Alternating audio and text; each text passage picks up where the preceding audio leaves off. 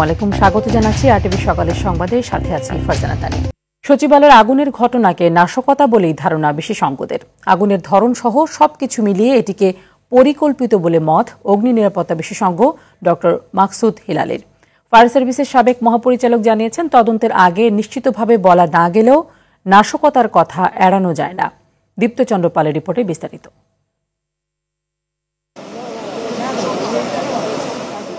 দেশের প্রশাসনের প্রাণকেন্দ্র সচিবালয়ে মধ্যরাতে আগুনে পুড়েছে ৫ মন্ত্রণালয়। এই ঘটনার পরেই নানা মহলে গুঞ্জন, আগুনের ঘটনা পরিকল্পিত। কারণ খুঁজে বের করতে কাজ শুরু করেছে তদন্ত কমিটি। আগুনের ধরন ও আগুন লাগার সময়সহ বেশ কিছু বিষয় বিশ্লেষণ করে প্রাথমিকভাবে এটি পরিকল্পিত বলে মনে করেন অগ্নি নিরাপত্তা বিশেষজ্ঞ doctor Maksud Helali. Short circuit হলে কয়েকটা জায়গায় একই সঙ্গে আগুন লাগার সাধারণত সুযোগ নাই। ইন্টেনশনাল ফায়ারটা তখনই সম্ভব যখন আসলে বিচ্ছিন্নভাবে বিভিন্ন জায়গায় একই সঙ্গে আগুনটা লাগে। আচ্ছা, এইটা অনেকটা ইন্ডিকেট করে যে এটা আসলে ইন্টেনশনাল ফায়ার। আগুনটা লাগছে কখন? যখন ইলেকট্রিক্যাল লোড অলমোস্ট জিরো, গভীর রাতে। সারাদিন এসি চললো, লাইট জ্বললো, ফ্যান চললো, শর্ট সার্কিট হলো না। তো রাতের বেলা যখন একটাও নাই, তখন শর্ট সার্কিট হলো, এটা আরেকটা অস্বাভাবিক জিনিস। সচিবালয়ের মতো গুরুত্বপূর্ণ স্থানের নিরাপত্তা ব্যবস্থা নিয়েও প্রশ্ন তোলেন এই বিশেষজ্ঞ। 3টা জায়গা থেকে একসঙ্গে আগুন লেগে যাবে, এটা স্বাভাবিক ছিল না। যদি নিরাপত্তায় যারা নিয়োজিত তাদের যদি কোনো সাহায্য সহযোগিতা না থাকে, এটা খুব লো গ্রেডের আগুন, খুব স্লো মুভ করে। আমাদের ফায়ার ব্রিগেড তারা সাফিসিয়েন্ট টাইম পেয়েছে টু রিচ টু এক্সটিংগুইশ। তাদের এত সময় লাগাটা এটাও একটা প্রশ্নবিদ্ধ জিনিস। ফায়ার সার্ভিসের সাবেক মহাপরিচালকও মনে করেন নাশকতার কথা এড়ানো যায় না। কেপিআই বা অতি গুরুত্বপূর্ণ স্থান হওয়ার পরও সচিবালয়ের অগ্নিসুরক্ষা ব্যবস্থা যথেষ্ট শক্তিশালী নয় বলে মত তার। আমি দেখতে পেলাম যেখানে ফায়ারের হয়তো ওখানে হোস পাইপ লাগানো হয়েছে, কিন্তু ওটা ব্রাঞ্চ পাইপের যেটা আছে নজলটা না, এখানে চুরি হয়ে গেছে। সুতরাং এগুলো তদারকির অভাব আছে এবং ফায়ারের জিনিসপত্রগুলো সঠিকভাবে নাই। এখানে হয়তো সিসি ক্যামেরাগুলো শুধু ছিল, হয়তো তারপরে বেশি কিছু ছিল না। সুতরাং কাজগুলো করা হয় অনেক দায়সারাভাবে। সচিবালয়ের আগুনকে নজিরবিহীন মন্তব্য করে এ ঘটনার সুষ্ঠু তদন্ত দাবি সবার। দীপ্তচন্দ্র পাল, আরটিভি, ঢাকা। এদিকে সচিবালয়ে আগুনের কারণ উদ্ঘাটনে কাজ শুরু করেছে সরকার গঠিত উচ্চ পর্যায়ের তদন্ত দল। শুক্রবার সকালে ঘটনাস্থল পরিদর্শন করে আনুষ্ঠানিকভাবে কাজ শুরু করেন তারা। আজ বিকেল 3:30টায় এই কমিটির সদস্যরা আবারও সচিবালয়ের 7 নম্বর ভবন পরিদর্শন করবেন এবং সেখানে বৈঠক করবেন। এই কমিটি কাজ শুরুর প্রথম 3 দিনের মধ্যে প্রাথমিক প্রতিবেদন দেওয়ার কথা রয়েছে। অপরদিকে একই ঘটনায় গঠিত অন্য কমিটিগুলো তাদের কাজ শুরু করেছে। বুধবার গভীর রাতে আগুন লাগে সচিবালয়ের 7 নম্বর ভবনে। প্রথমে 6 তলায় লাগলেও সেই আগুন ছড়িয়ে পড়ে 9 তলা পর্যন্ত। ফায়ার সার্ভিসের 19টি ইউনিটের চেষ্টায় 6 ঘণ্টা পর আগুন নিয়ন্ত্রণে আসে।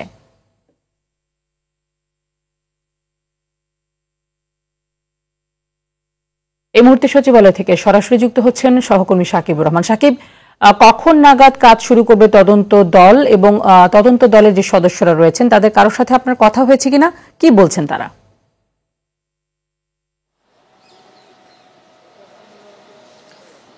তানি, আসলে সচিবালয়ের 7 নম্বর ভবনের যে আগুনের ঘটনা ঘটেছে তারপরে কিন্তু সরকারের পক্ষ থেকে উচ্চ পর্যায়ের একটি তদন্ত দল গঠন করা হয়েছে। সেই দল কিন্তু এরই মধ্যে কাজ শুরু করেছে। গতকাল সকালবেলা প্রথমে ক্রাইম সিন ইউনিট সিআইডি তারা এখানে এসে আলামত সংগ্রহ করে এবং আলামত সংগ্রহের পরে তাদের যে বিভিন্ন কমিটির যে সদস্যরা রয়েছেন সেই সব সদস্যরা ভিতরে প্রবেশ করেন। একসঙ্গে তারা পুরো জায়গাটি পরিদর্শন করেন। পরিদর্শন শেষে তারা নিজেদের মধ্যে একটি বৈঠক করেন। বৈঠকের পরে আসলে সেভাবে তেমন কেউ কথা না বললেও আমরা ফায়ার সার্ভিসের যিনি মহাপরিচালক তার সঙ্গে আমরা কথা বলেছিলাম। তিনি বলেছেন যে কেবলমাত্র যেহেতু কাজ শুরু হয়েছে তদন্তাধীন বিষয়, সে কারণে তিনি তেমন কোনো মন্তব্য এখানে করেননি। আসলে এটি নাশকতা নাকি অন্যভাবে আগুন লেগেছে সেটি পুরোপুরি তদন্ত শেষে তারা জানাতে চান, এমনটি তারা বলেছিলেন। এবং তারাও এটিও বলেছেন যে আজকে আবার তারা 3:30টার দিকে এখানে আসবেন, ভবনটি তারা পরিদর্শন করবেন। যেহেতু অনেক বড় ভবন, 6 তলা থেকে 9 তলা পর্যন্ত আগুন ছড়িয়ে যায়, যার কারণে তাদের কিন্তু প্রতিটি জায়গায় তারা পর্যবেক্ষণ করবেন। পর্যবেক্ষণের পরে বৈঠক করবেন নিজেদের মধ্যে। বৈঠক শেষে হয়তোবা আজকে কথা বলতেও পারেন, আবার নাও বলতে পারেন, কারণ তারা বারেবারই বলছেন তদন্তাধীন বিষয় আসলে তারা মন্তব্য করতে চান না। তদন্ত শেষ করে একবারে তারা একটি মন্তব্য করতে চান। এবং আরেকটি যেটি বিষয় যে সচিবালয়ে কিন্তু আমরা দেখেছি যে সাধারণ এবং যেসব কার্ডধারী মানুষ রয়েছে তাদের কিন্তু প্রবেশে কিছুটা নিষেধাজ্ঞা দেওয়া হয়েছে এবং বলা হয়েছে যে সেখানে যাদের অস্থায়ী পাস রয়েছে তাদের যেন আবার আবেদন করে প্রবেশের জন্য। সেই আবেদনের পাসটি হয়তো বা অ্যাপ্রুভ করা হলে সেখানে তারা আবার প্রবেশ করতে পারে। বিশেষ করে গণমাধ্যম কর্মী আমরা যারা রয়েছি তাদের প্রবেশের ক্ষেত্রে এখন পর্যন্ত বাধা দেওয়া রয়েছে এবং পরবর্তীতে হয়তো বা তারা অনুমতি দিলে সেভাবে তারা প্রবেশ করতে পারবেন। আজকে যেহেতু বন্ধের দিন, সেক্ষেত্রে আজকে তেমন কোনো মানুষের আসলে এখানে প্রবেশের দরকার নেই। আগামীকাল থেকে আসলে এটির কতটুকু ইফেক্ট পড়লো সেটি দেখা যাবে এবং পাশাপাশি বলা চলে যে তদন্তের যে কমিটি রয়েছে সেই কমিটি কাজ করবে, অন্যান্য যে কমিটিগুলো রয়েছে তারাও কাজ করবে এবং 30 তারিখের মধ্যে কিন্তু এই কমিটি একটি প্রাথমিক যে তারা কি কি পেলেন সেই বিষয়ে তারা তুলে ধরবেন এবং পরবর্তীতে তারা সাকিব, আপনার কাছে আমার আরো একটি প্রশ্ন আছে। আমি একটু জানতে চাইবো, আপনি যদি বলছিলেন যে জনসাধারণ যারা রয়েছেন, যারা পাশধারে ছিলেন, তাদের বাধা দেওয়ার সাথে সাথে অনেক গণমাধ্যম কর্মীকেও সেখানে নিষিদ্ধ করা হয়েছে বা এখন ঢুকতে দেওয়া হচ্ছে না, এটির কারণ হিসেবে কোনো কিছু বলেছে কিনা কর্তৃপক্ষ? আসলে এটির তেমন কোনো কারণ দেওয়া হয়নি। সিকিউরিটি বিষয়টিকে তারা দেখছেন যে সিকিউরিটি পারপাস, যেহেতু ভিতরে একটি আগুনের ঘটনা রয়েছে, যে কেউ যাতে সেখানে প্রবেশ করতে না পারে, আলামত যাতে নষ্ট না হয়, এসবকে কিন্তু মূল কারণ হিসেবে দেখানো হচ্ছে। এবং বিশেষ করে সাংবাদিকদের যে অস্থায়ী কার্ড আছে সেই কার্ডটিতে যেন তারা আবার আবেদন করতে পারে তার একটি সুযোগ দেওয়া হয়েছে, স্থান বলে দেওয়া হয়েছে। সেখানে গিয়ে তারা তাদের কাগজপত্র দেখিয়ে আবার আবেদন করলে হয়তোবা তারা বিবেচনায় কতদিন এখানে কাজ করেন, যেহেতু সচিবালয়ে প্রবেশের ক্ষেত্রে অনেক নিয়মকানুন থাকে, সেই নিয়মকানুনগুলো মেনে হয়তোবা আবার দেয়া হবে। আসলে এটি বলা যাচ্ছে না, কারণ যখন তারা দেবেন তখনই আসলে নিশ্চিতভাবে বলা যাবে আসলে তারা সেই কার্ডগুলো অনুমোদন দিচ্ছেন কিনা, কয়জনকে অনুমোদন দিচ্ছেন। যেহেতু আমরা টেলিভিশনে যারা কাজ করি তাদের কিন্তু একজন ক্যামেরা পার্সন, একজন রিপোর্টার, শুধুমাত্র 2 জনকে দিলে হয় না, একাধিক মানুষকে দিতে হয়, কারণ সারাদিন অনেক ইভেন্ট থাকে এখানে। সেক্ষেত্রে আসলে আবেদনের প্রেক্ষিতে বোঝা যাবে যে আসলে কতটুকু এখানে অনুমোদন দেয়া হবে। তারা মূল বলছেন যে যেহেতু আগুনের ঘটনা ঘটেছে, আলামতগুলো নষ্ট না হয়, যে কেউ যাতে ওখানে প্রবেশ করতে না পারে। ওইখানকার যারা কর্মচারী রয়েছে তাদেরও 2-1 জনের সঙ্গে আমরা একটু আগে কথা বললাম, তারাও বলছেন যে ওই ভবনে আসলে যেখান থেকে আগুন লেগেছে সেখানে কাউকেই প্রবেশ করতে দেয়া হচ্ছে না। তানি, জি, অনেক ধন্যবাদ আপনাকে। সচিবালয়ে কর্মরত কর্মকর্তা কর্মচারীদের অনুকূলে ইস্যুকৃত স্থায়ী প্রবেশ পাস এবং সরকারি কর্মকর্তা কর্মচারীদের জন্য ইস্যুকৃত অস্থায়ী প্রবেশ পাস ব্যতীত সব ধরনের অস্থায়ী প্রবেশ পাস বাতিল করা হয়েছে। শুক্রবার স্বরাষ্ট্র মন্ত্রণালয় থেকে এক সংবাদ বিজ্ঞপ্তিতে এসব তথ্য নিশ্চিত করা হয়। বিজ্ঞপ্তিতে বলা হয়, সার্বিক নিরাপত্তা বৃদ্ধির স্বার্থে অস্থায়ী প্রবেশ পাস ব্যতীত সব ধরনের প্রবেশ পাস বাতিল করা হয়েছে। এতে আরও বলা হয়, সাংবাদিকদের অনুকূলে ইস্যুকৃত অ্যাক্রিডিটেশন কার্ড ও পরবর্তী নির্দেশ না দেওয়া পর্যন্ত বাতিল করা হয়েছে। সাময়িক সময়ের জন্য সাংবাদিকরাও প্রবেশ করতে পারবেন না। পরবর্তী নির্দেশ দিলে পূর্বের ন্যায় প্রবেশাধিকার পাবেন বলে উল্লেখ করা হয়।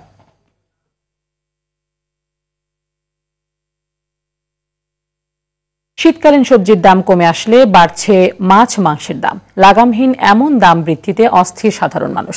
সপ্তাহের ব্যবধানে প্রতি কেজি ব্রয়লার মুরগির দাম বেড়েছে 10 থেকে 15 টাকা, যা গত সপ্তাহে ছিল 190 থেকে 200 টাকা।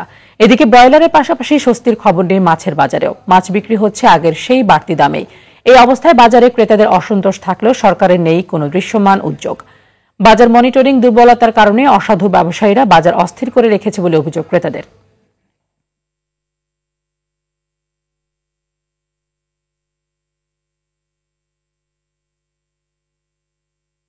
বাজার পরিস্থিতি জানাতে চট্টগ্রাম থেকে সরাসরি যুক্ত হচ্ছেন সহকর্মী সাইফুল মাহমুদ। সাইফুল, বাজারে শীতকালীন পণ্যের সরবরাহ কেমন দেখছেন এবং সব ধরনের পণ্য সরবরাহের তুলনায় দাম বেশি অথবা কম কেমন মনে হচ্ছে?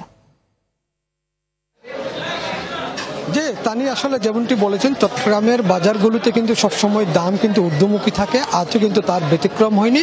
চট্টগ্রামে কিন্তু এই মুহূর্তে কিন্তু শীতকালীন সবজিতে কিন্তু ভরপুর বাজারগুলো এবং সরবরাহ কিন্তু খুবই ভালো। তারপরও কিন্তু আসলে সব জিনিসের কিন্তু দাম কমছে না কোনোভাবেই। আসলে এটা যারা সাধারণ ক্রেতা আছে তারা কিন্তু জানালো আসলে এটা সঠিক মনিটরিংয়ের অভাবেই কিন্তু আসলে এই অবস্থা। একটা বিষয় জানিয়ে রাখি, সেটি হচ্ছে যে ভোক্তা সংরক্ষণ অধিদপ্তর কবে কোথায় আসলে অভিযান পরিচালনা করছে কোনো ক্রেতা কিন্তু সেটা সাধারণত বলতে পারেনি এবং তারা কিন্তু দেখেনি। অনেকের সাথে আমরা কথা বললাম, তারা বললো আসলে গরিবের আমিষের খাদ্য ছিল যে মাছ এবং মুরগি, ফার্মের মুরগি, সেই মুরগির দাম প্রতি কেজিতে বেড়েছে 15 টাকা। গত সপ্তাহে যেটা 195 টাকাতে বিক্রি হয়েছিল সেটা বিক্রি হচ্ছে 210 টাকাতে আজকে। এবং একই সাথে তেলাপিয়া মাছ যেখানে আসলে 100 টাকা 80 টাকা কেজি ছিল, সেই তেলাপিয়া মাছ বিক্রি হচ্ছে 220 টাকাতে 250 টাকা। পাঙ্গাস মাছ বিক্রি হচ্ছে, যেটা 100 টাকা ছিল সেই পাঙ্গাস বিক্রি হচ্ছে আসলে 200-250 টাকা। সাধারণত গরিব মানুষ আসলে পাঙ্গাস এবং তেলাপিয়ার উপরে নির্ভরশীল ছিল, সেগুলি কিন্তু বেড়ে গেছে। বোঝা যাচ্ছে যে আসলে গরিবের খাদ্য কিন্তু ধীরে ধীরে আসলে উঠে যাচ্ছে, কোনোভাবেই যে আসলে এটা তারা খাবে সেটা কিন্তু বোঝা যাচ্ছে না। এবং চট্টগ্রামে সবসময় আসলে বাড়তি দামে বিক্রি হয় গরুর মাংস, আজও তার ব্যতিক্রম হয়নি। 900 টাকাতে গরুর মাংস বিক্রি হচ্ছে এবং হাড় ছাড়া গরুর মাংস 900 টাকা, হাড়যুক্ত গরুর মাংস 850 টাকা। আমরা আসলে শুধু যে গরুর মাংসের কথা বলবো সেটাও না, এখানে যে তেলের ব্যাপার ছিল সেই দাম বৃদ্ধির পরেও কিন্তু আসলে তেলের বাজার স্বাভাবিক হয়নি। অনেক বিক্রেতা অভিযোগ করে বললেন আসলে ব্যবসায়ীরা তেল ঠিক মতো দিচ্ছেন না, তাদের যে ডিলার আছে তারা কিন্তু ডিলারদের কাছ থেকে কিন্তু তেল পাচ্ছেন না। এবং একই সাথে যে প্যাকেটজাত চিনি, সেই প্যাকেটজাত চিনিও কিন্তু স্বল্পতা দেখা দিয়েছে। এবং চাউলের বাজারে প্রতি কেজি চাউল কিন্তু 8 থেকে 10 টাকা বেড়েছে চাউলের প্রকার ভেদে। এবং প্রত্যেকটা জিনিস কিন্তু আসলে চট্টগ্রামে বাড়তি দামে বিক্রি হচ্ছে। এটার কোনোভাবে কিন্তু আসলে এর থেকে যে বাঁচবে ক্রেতারা সেটার কিন্তু কোনো উপায় নেই। তবে যারা সাধারণ ক্রেতা আছে তারা বললো আসলে সঠিক মনিটরিং না থাকার কারণেই কিন্তু আসলে আজকে বাজার পরিস্থিতি এরকম হচ্ছে, এটাকে আসলে নিয়ন্ত্রণ করা দরকার বলে মনে করেন। তবে এই মুহূর্তে কিন্তু সবজির দাম কিছুটা কমেছে, যেহেতু আসলে সবজিতে শীতকালীন সবজিতে ভরপুর বাজার সেজন্য। তবে ডিমের দামও কিন্তু কিছুটা কমেছে। গত সপ্তাহে যে ডিম বিক্রি হয়েছিল 145 টাকাতে, এই ডিম এখন বিক্রি হচ্ছে 135 টাকা থেকে 130 টাকাতে। সেটা কিন্তু নির্ভর করে বাজার ভেদে, যেখানে ভিআইপি বাজার আছে সেখানে কিন্তু অধিক দামে বিক্রি হচ্ছে। আমরা কথা বলেছিলাম খাতুনগঞ্জের ব্যবসায়ীদের সাথে, যেখানে আসলে চট্টগ্রাম বন্দর থেকে পণ্যগুলো আসে, সেখানে তারা জানালো আসলে সামনে রমজানকে ঘিরেই ইতিমধ্যে কিন্তু ব্যবসায়ীরা পণ্য মজুত করতে শুরু করেছে, হয়তো সামনে রমজানে যাতে পণ্যের সংকট না হয়। তবে যারা সাধারণ ক্রেতা আছে কিংবা ব্যবসায়ী আছে তারা বললো আসলে যেখান থেকে পণ্যগুলো ক্রয় করা হয় সেখানে মনিটরিং এর দরকার আছে বলে মনে করেন অনেকেই। তা নিয়ে এই ছিল বাজার পরিস্থিতি নিয়ে আমার কাছে সর্বশেষ তথ্য। ধন্যবাদ আপনাকে। একসময় দেশের আধুনিক স্থাপত্যে তৈরি বাস টার্মিনাল অযত্নে অবহেলায় পরিণত হয়েছে পরিত্যক্ত ভবনে। বলছিলাম ভোলার বীরশ্রেষ্ঠ মোস্তফা কামাল বাস টার্মিনালের কথা। সংস্কার না করা সহ টার্মিনাল ঘিরে কোনো উন্নয়ন প্রকল্প হাতে না নেয় জরাজীর্ণ অবস্থা। দুর্ভোগ পোহাতে হচ্ছে যাত্রী ও পরিবহন চালকদের। পুরাতন টার্মিনাল ভেঙে নতুনভাবে তৈরির দাবি যাত্রীদের। ভোলা থেকে অমিতাভ অপুর তথ্য ছবিতে জানাচ্ছেন ইমরুল কায়েস। এটি ভোলার বীরশ্রেষ্ঠ মোস্তফা কামাল বাস টার্মিনাল, যেখানে সেখানে খানাখন্দ আর সংস্কারের অভাবে রুগ্ন হয়ে পড়েছে পুরো এলাকা।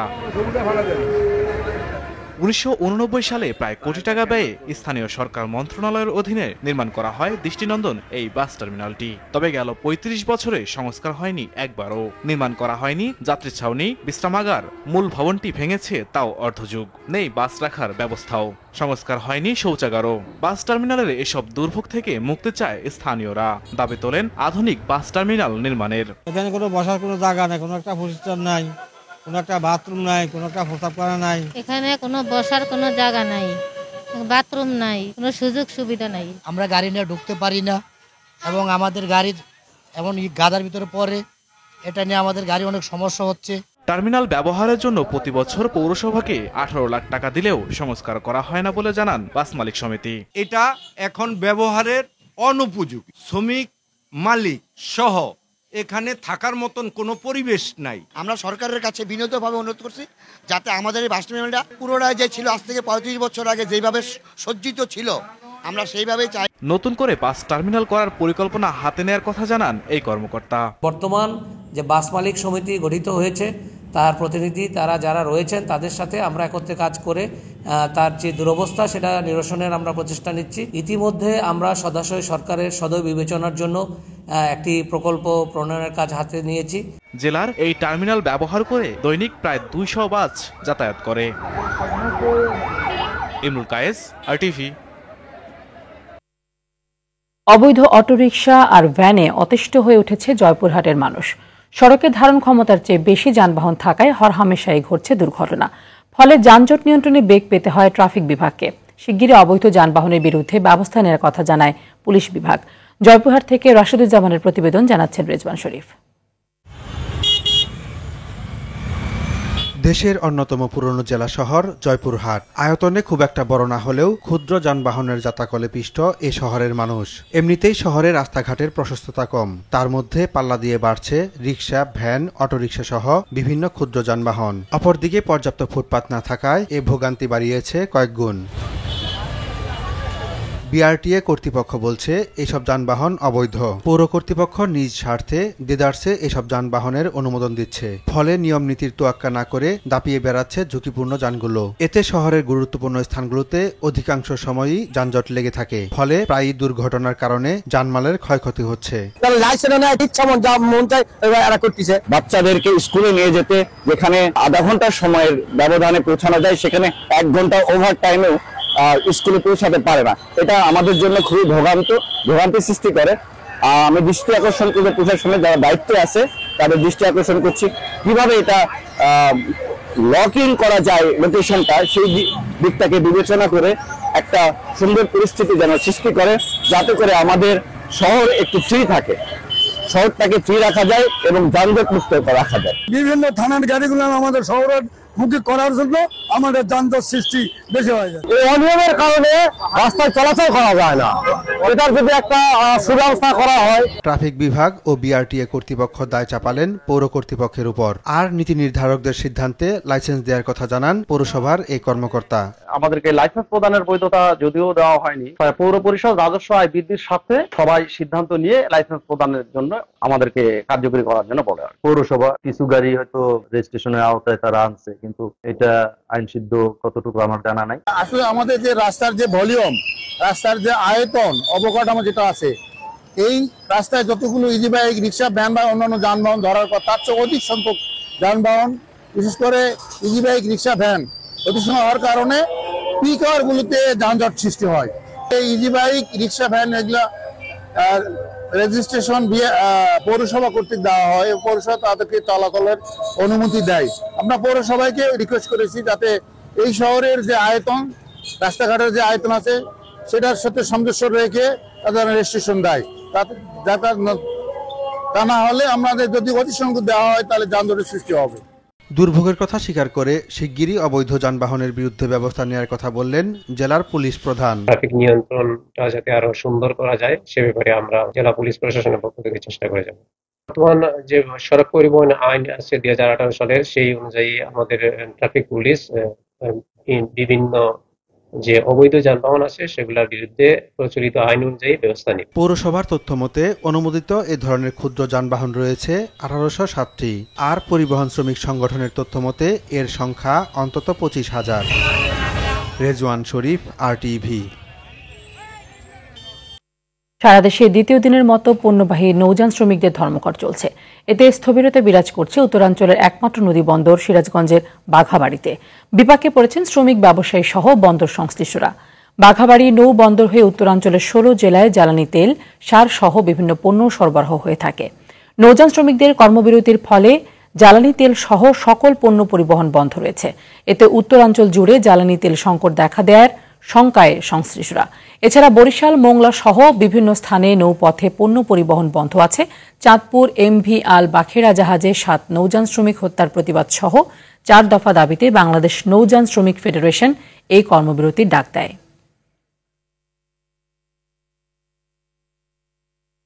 ধর্মঘটের বিষয়ে আরো জানাতে বরিশাল থেকে সরাসরি যুক্ত হচ্ছেন সহকর্মী আরিফুল ইসলাম। আরিফ, ধর্মঘটে পণ্য পরিবহন বন্ধ থাকায় কি ধরনের প্রভাব পড়েছে এবং এই ধর্মঘটের ব্যাপারে সংশ্লিষ্ট কর্তৃপক্ষ কি বলছে? জি তানি, ধন্যবাদ আপনাকে। আসলে আপনি যেমনটি বলেছেন সারা দেশের নয় বরিশালেও কিন্তু প্রভাবটি পড়েছে, তবে একটু উল্লেখযোগ্যভাবে আপনাকে বলতে চাই সেটা হচ্ছে যে বাংলাদেশ যেমন নদীমাতৃক, ঠিক বরিশাল কিন্তু নদী কেন্দ্রিকটি বেশি, অর্থাৎ এখানে যে পণ্য যে আসা যাওয়া, লোড আনলোডের যে বিষয়টি সেটা কিন্তু বরিশালে বেশি হয়। তো সুতরাং আপনাকে বোঝা যাচ্ছে যে বরিশাল কিন্তু অনেকটাই একটি, বরিশাল যে ব্যবসায়ী রয়েছে তার একটি হতাশার বাণী গুনছেন বা শুনছেন। এমনটি আমরা অনেক ব্যবসায়ীর সাথে কথা বলছি, তারা বলছেন যে তাদের বরিশাল কীর্তনখোলার নদীতে কিন্তু প্রচুর প্রচুর পরিমাণে এই জাহাজগুলো নোঙর করে রাখা হয়েছে। গতকালকে থেকে এখন পর্যন্ত কোনো জাহাজই কিন্তু লোড কিংবা আনলোড করা হচ্ছে না, ফলে যেই তাদের পণ্যগুলো আসছে সেগুলো কিন্তু এখন জাহাজই রয়েছে। আমরা অনেক ব্যবসায়ীর সাথে কথা বলছি, তারা বলছেন যে কিছু কিছু পণ্য রয়েছে তাদের কিন্তু গতকালকেই তাদের গোডাউনজাত করার কথা ছিল, কিন্তু তারা করতে পারছে না। এখন এই যে লোকসানটা কিভাবে তারা পূরণ করবেন সেটি এখন ভাববার ব্যাপার। অপরদিকে যারা আসলে এই আন্দোলনের ডাক দিয়েছে সেই শ্রমিকদের সাথে কথা বলেছি, শ্রমিকরা গতকালকেও আমাদেরকে জানিয়েছেন, আজকেও একই দৃশ্য জানিয়েছেন যে বরিশাল বাংলাদেশ নদীমাতৃক হবার পরেও শুধুমাত্র একমাত্র অরক্ষিত পথ যেটি নৌপথ, এবং এই দীর্ঘ সময় ধরে বিভিন্ন সরকার আসা যাওয়ার পরেও কিন্তু এই পথটি এখন পর্যন্ত সুরক্ষিত করতে পারেনি। তার কারণ এখানে চুরি ডাকাতি ছিনতাই থেকে শুরু করে বিভিন্ন অপকর্মের সৃষ্টি হয়, যা দীর্ঘদিন হলেও আইন শৃঙ্খলা কিংবা সরকার এখন পর্যন্ত কোনো ব্যবস্থা করতে পারেনি। ফলে খুব দ্রুত সময়ের মধ্যে এই আন্দোলনের মধ্যেই যদি বাংলাদেশের যে নৌপথটি আছে সেটি যদি সুনির্দিষ্টভাবে নিরাপত্তা বেষ্টিদের মধ্যে আনতে না পারে, তাহলে তারা অনির্দিষ্টকালের জন্য ধর্মঘট ডাকবেন। আর অন্যথায় যে তাদের যে শ্রমিক যারা, তারা বারবারই বলে যাচ্ছেন যে তাদের যে শ্রমিক তারা অল্প বেতনে চাকরি করে এবং খুবই নিম্ন পরিবার থেকে আসে, সুতরাং তাদের যে এই যে হত্যাযজ্ঞের যে ঘটনা ঘটেছে এতে সর্বনিম্ন 20 লক্ষ টাকা তারা দাবি করছেন। পাশাপাশি এই আজকে দ্বিতীয় দিনের মতো তাদের আন্দোলন চলছে। সকাল থেকে কিন্তু তারা আন্দোলন এবং বরিশালের অন্যান্য পল্টন এবং স্টেশনগুলোতে তারা মিছিল করেছে, মিটিং করছে এবং অন্যান্য সভা সেমিনারও কিন্তু তারা আয়োজন করেছে। আমি এখন রয়েছি বরিশালের কীর্তনখোলার তীর ঘেঁষে একদম কেডিসির যে এই গোডাউন এলাকায়, এখানেই রয়েছে। তারা কিন্তু একটু পরপরই কিন্তু তারা সভা সেমিনার করছে এবং তারা বারবার বলছেন তাদের এই আন্দোলন বাস্তবায়ন না হওয়া পর্যন্ত তাদের এই ধর্মঘট অব্যাহত থাকবে। তা নিয়ে এই ছিল এখন পর্যন্ত বরিশাল থেকে আমার কাছে। ধন্যবাদ। সিলেট সীমান্তে ভারতীয় খাসিয়ার গুলিতে এক বাংলাদেশি নাগরিক নিহত হয়েছে। শুক্রবার সন্ধ্যায় বিজিবির সিলেট ব্যাটালিয়নের দমদমিয়া বিওপির ভারতের অংশে সবুজ মিয়া নামের ওই বাংলাদেশি নাগরিকের মৃত্যু হয়। সবুজ গোয়াইনঘাট উপজেলার ভিতরকুল গ্রামের বাসিন্দা। শুক্রবার সবুজ সহ আরও কয়েকজন ভারতের অভ্যন্তরে খাসিয়াদের এলাকায় প্রবেশ করে। তাদের মধ্যে দ্বন্দ্বের এক পর্যায়ে ভারতীয় খাসিয়া নাগরিক গাঁদা বন্দুক দিয়ে ছররা গুলি করে, এতে সবুজের মৃত্যু হয়। পরে তার সহযোগীরা সবুজের মরদেহ বাংলাদেশে নিয়ে আসে। এ বিষয়ে বিজিবির পক্ষ থেকে প্রতিবাদ জানানো হয়েছে।